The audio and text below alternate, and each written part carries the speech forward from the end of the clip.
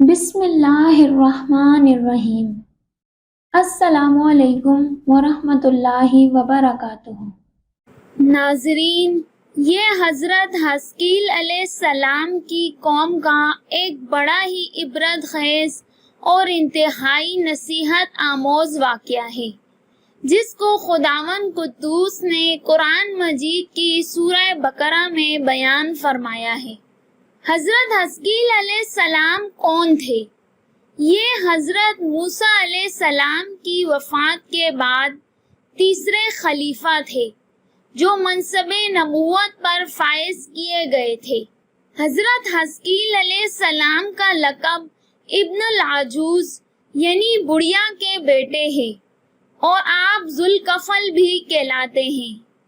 ابن العجوز کہلانے کی وجہ یہ ہے کہ آپ اس وقت پیدا ہوئے تھے جب آپ کی والدہ ماجدہ بہت بوڑھی ہو چکی تھی، اور آپ کا لقب ذوالکفل اس لیے ہوا کہ آپ نے اپنی کفالت میں لے کر 70 انبیاء کرام کو قتل سے بچا لیا تھا، جن کے قتل پر یہودی قوم آمادہ ہو گئی تھی۔ پھر یہ خود بھی خدا کے فضل و کرم سے یہودیوں کی تلوار سے بچ گئے اور برسوں زندہ رہ کر اپنی قوم کو ہدایت فرماتے رہے۔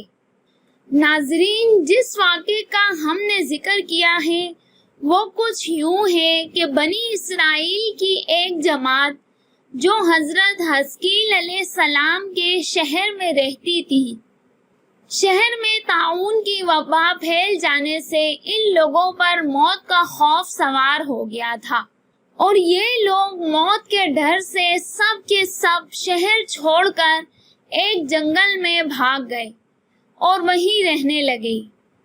تو اللہ تعالیٰ کو ان لوگوں کی یہ حرکت بہت زیادہ ناپسند ہوئی، چنانچہ اللہ تعالیٰ نے ایک عذاب کے فرشتے کو اس جنگل میں بھیج دیا، جس نے ایک پہاڑ کی آڑ میں چھپ کر اور چیخ مار کر بلند آواز سے یہ کہہ دیا کہ موتو، یعنی تم سب مر جاؤ۔ اور اس مہیب اور بھیانک چیخ کو سن کر بغیر کسی بیماری کے بالکل اچانک یہ سب کے سب مر گئے، جن کی تعداد 70,000 تھی۔ ان مردوں کی تعداد اس قدر زیادہ تھی کہ لوگ ان کے کفن و دفن کا کوئی انتظام نہیں کر سکے، اور ان مردوں کی لاشیں کھلے میدان میں بے گور و کفن 8 دن تک پڑی پڑی سڑنے لگیں، اور بے انتہا تعفن اور بدبو سے پورے جنگل بلکہ اس کے اطراف میں بھی بدبو پیدا ہو گئی۔ کچھ لوگوں نے ان کی لاشوں پر رحم کھا کر چاروں طرف سے دیوار اٹھا دی تاکہ یہ لاشیں درندوں سے محفوظ رہیں۔ کچھ دنوں کے بعد حضرت حزقیل علیہ السلام کا اس جنگل میں ان لاشوں کے پاس سے گزر ہوا تو اپنی قوم کے 70,000 انسانوں کی اس موت ناگہانی اور بے گور و کفن لاشوں کی فراوانی دیکھ کر رنج و غم سے ان کا دل بھر گیا۔ وہ آبدیدہ ہو گئے اور باری تعالیٰ کے دربار میں دکھ بھرے دل سے گڑ گڑا کر دعا مانگنے لگے کہ یا اللہ، یہ میری قوم کے افراد تھے جو اپنی نادانی سے یہ غلطی کر بیٹھے کہ موت کے ڈر سے شہر چھوڑ کر جنگل میں آ گئے۔ یہ سب میرے شہر کے باشندے ہیں، ان لوگوں سے مجھے انس تھا اور یہ لوگ میرے دکھ سکھ کے شریک تھے۔ افسوس کہ میری قوم ہلاک ہو گئی اور میں بالکل اکیلا رہ گیا۔ اے میرے رب، یہ وہ قوم تھی جو تیری حمد کرتی تھی اور تیری توحید کا اعلان کرتی تھی اور تیری کبریائی کا خطبہ پڑھتی تھی۔ آپ بڑے سوز و دل کے ساتھ دعا میں مشغول تھے کہ اچانک آپ پر یہ وحی اتر پڑی کہ اے حزقیل علیہ السلام، آپ ان بکھری ہوئی ہڈیوں سے فرما دیجئے کہ اے ہڈیوں، بے شک اللہ تعالیٰ تم کو حکم فرماتا ہے کہ تم اکٹھا ہو جاؤ۔ یہ سن کر بکھری ہوئی ہڈیوں میں حرکت پیدا ہوئی اور ہر آدمی کی ہڈیاں جمع ہو کر ہڈیوں کے ڈھانچے بن گئے۔ پھر یہ وحی آئی کہ اے حزقیل، آپ فرما دیجئے کہ اے ہڈیوں، تم کو اللہ کا یہ حکم ہے کہ تم گوشت پہن لو۔ یہ کلام سنتے ہی فوراً ہڈیوں کے ڈھانچوں پر گوشت پوست چڑھ گئے۔ پھر تیسری بار یہ وحی نازل ہوئی، اے حزقیل، اب یہ کہہ دو کہ اے مردو، خدا کے حکم سے تم سب اٹھ کر کھڑے ہو جاؤ۔ چنانچہ آپ نے یہ فرما دیا تو آپ کی زبان سے یہ جملے نکلتے ہی 70,000 لاشیں دم زدن میں ناگہاں یہ پڑھتے ہوئے کھڑی ہو گئیں، سبحانک اللہم و بحمدک لا الہ الا انت۔ پھر یہ سب لوگ جنگل سے روانہ ہو کر واپس اپنے شہر میں آ کر دوبارہ آباد ہو گئے اور اپنی عمروں کی مدت بھر زندہ رہے۔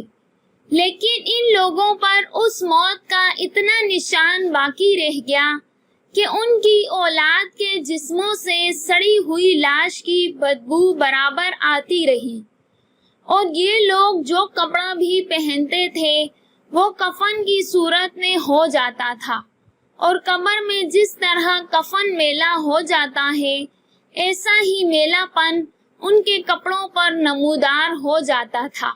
چنانچہ یہ اثرات آج تک ان یہودیوں میں پائے جاتے ہیں جو ان لوگوں کی نسل سے باقی رہ گئے ہیں۔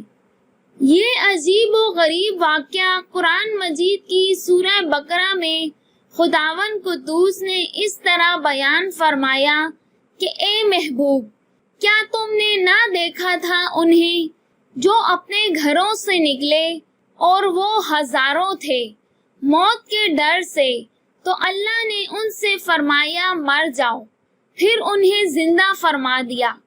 بے شک اللہ لوگوں پر فضل کرنے والا ہے، مگر اکثر لوگ ناشکرے ہیں۔ ناظرین، بنی اسرائیل کے اس عبرت انگیز واقعے سے ہمیں یہ سبق ملتا ہے کہ آدمی موت کے ڈر سے بھاگ کر اپنی جان نہیں بچا سکتا، لہٰذا موت سے بھاگنا بالکل ہی بیکار ہے۔ اللہ تعالیٰ نے جو موت مقرر فرما دی ہے وہ اپنے وقت پر ضرور آئے گی، نہ ایک سیکنڈ اپنے وقت سے پہلے آ سکتی ہے، نہ ایک سیکنڈ بعد آئے گی۔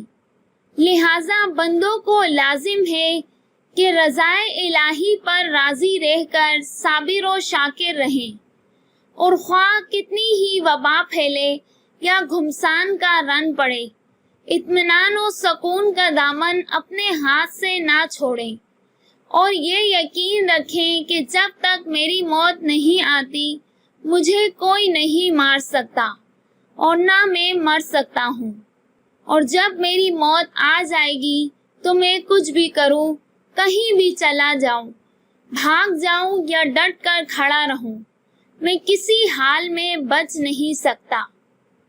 ناظرین، امید کرتے ہیں کہ آپ کو یہ ویڈیو اچھی لگی ہوگی۔